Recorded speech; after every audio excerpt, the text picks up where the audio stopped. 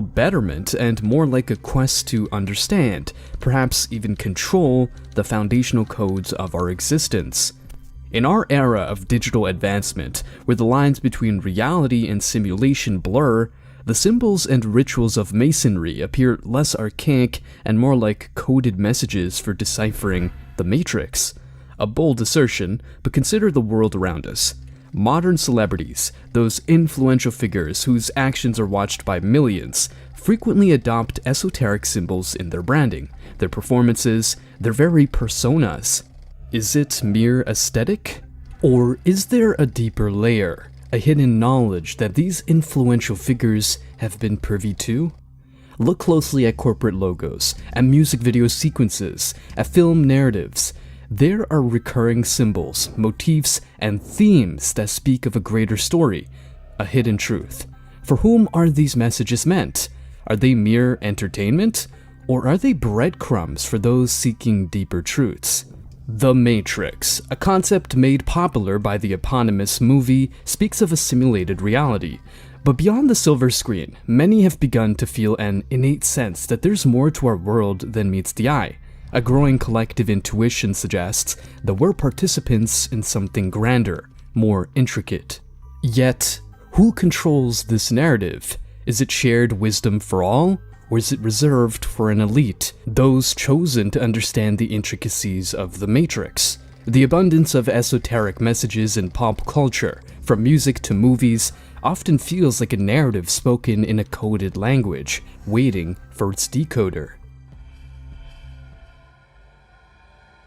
The ancient Gnostic texts, once hidden away in clay jars in places like Nag Hammadi, have risen from the sands, challenging long-held beliefs about reality.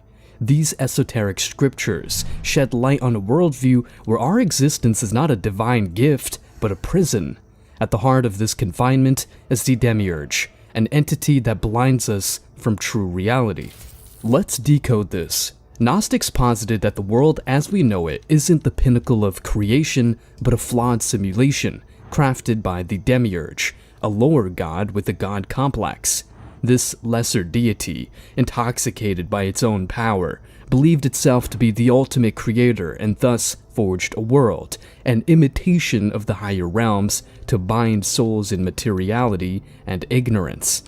If this sounds oddly familiar, think of today's virtual realities or simulated worlds in video games, where beings, or avatars, exist, unaware of the larger world beyond the screen.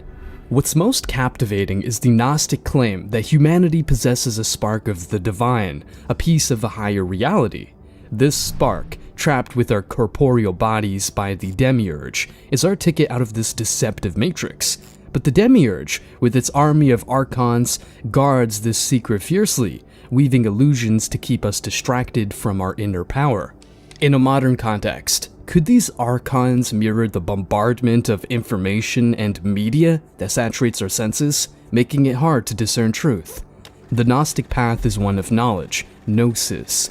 Only by recognizing the demiurge's deceptions and seeking inner knowledge can one hope to ascend beyond this faulty realm. It's a journey of awakening, of realizing that much of what we accept as reality might be but shadows on a cave wall.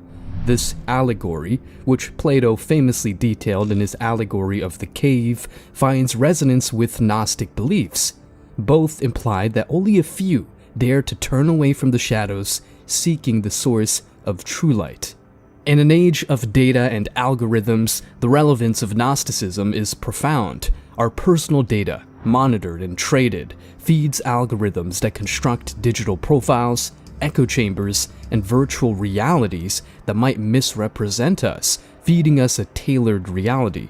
If the digital era's architects aren't watchful, they could unwittingly become the new age demiurge, crafting realities that ensnare rather than enlighten. Gnosticism, then, is not just an ancient heresy, but a cautionary tale.